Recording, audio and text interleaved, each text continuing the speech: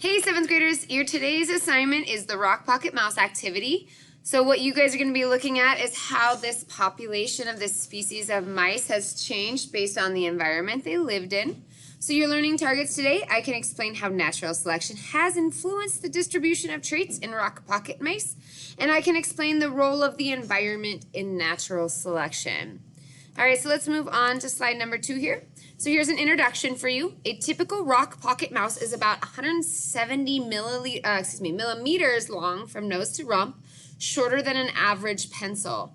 And at just 15 grams, this tiny mouse weighs about as much as a handful of paper clips.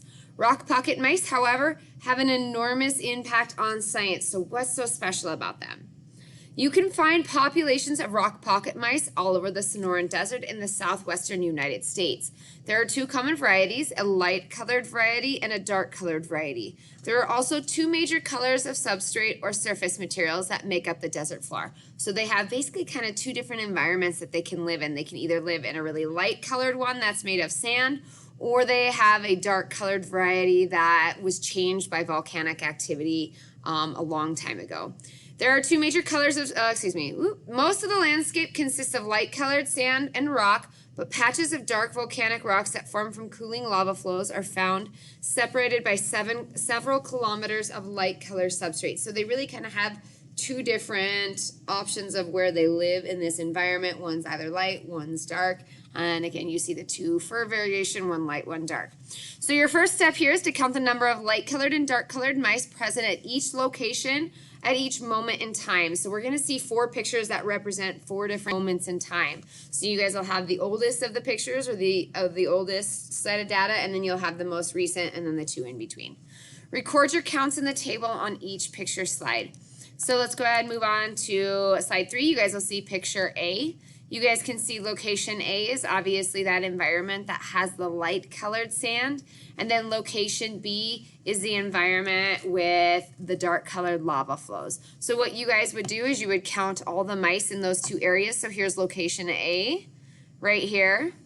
And so I'm going to count 1, 2, 3, 4, 5, 6, 7, 8, 9, 10. Let me count that again. 1, 2, 3, 4, 5, 6, 7, 8, 9, 10, 11. So I would mark 11 mice with light fur for location A, and it looks like only 1 mouse with dark fur at location A.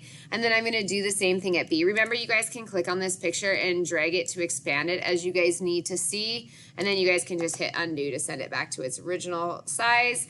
If I look very carefully, 1, 2, 3, 4, 5, 6, 7, 8, 9, 10 dark, 2 light. Okay, so record that data right here. And then you guys are going to move on to picture B. Remember that these pictures that you guys, as are seeing them, A, B, C, and D, are not in order. In fact, our next step is going to be to figure out which order they actually do go in. Okay, so A, B, C, D, so go ahead, do the same thing for this one right here. Notice that location A and location B are both that light colored sand. Okay, that's a little hint for you guys. So again, count how many light and dark are at location A and how many light and dark are at location B. Okay, picture C, you've got location A is light, location B is dark, so this must have been after the lava flows. Count your light, count your dark, record them in the table. And then finally, D, we've got location A, location B, and then how many light and dark you see in both of those. All right, step 2, place the illustrations in what you think is the correct order from the oldest to the most recent. So underneath each picture, label with a 1, 2, 3, or 4. You'll need to use your draw tool for that. 1 is the oldest and 4 is the most recent. Use the video to help you with this step.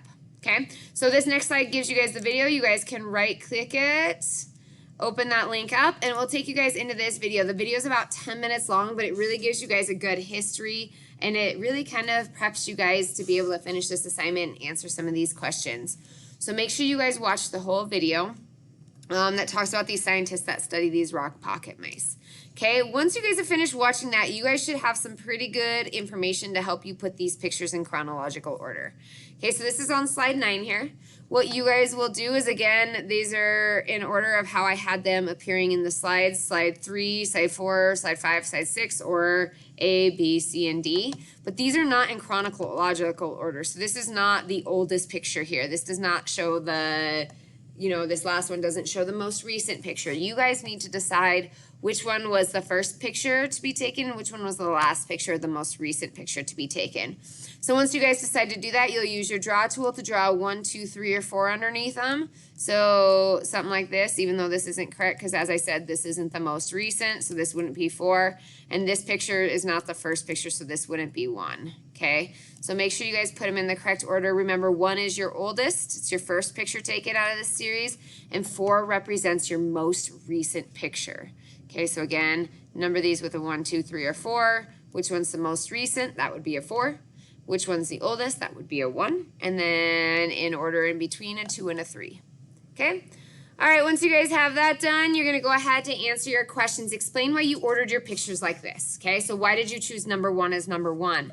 Why did you choose number 2 as number 2? Okay, 3, 4. Make sure you guys address all 4 of your pictures. Why did you put them in that order? Okay, so talk about each picture. How do you know that 2 came before 3? Okay, how do you know that 3 came before 4? How do you know which one was the very beginning one? How do you know which one was the very end one? Okay, next question. Explain why a rock pocket mouse's color influences its overall fitness. So remember that fitness is defined by an organism's ability to survive and produce offspring. Okay, so if you have a fit animal, it's easily able to survive and have babies and pass down its genetics to a new generation. Okay, if something's not fit, it's probably getting eaten pretty fast. Doesn't mean it's necessarily going extinct, but it's having a harder time as a species reproducing because they're maybe preyed upon a little bit more, whatever the case is. They're less adapted to their environment.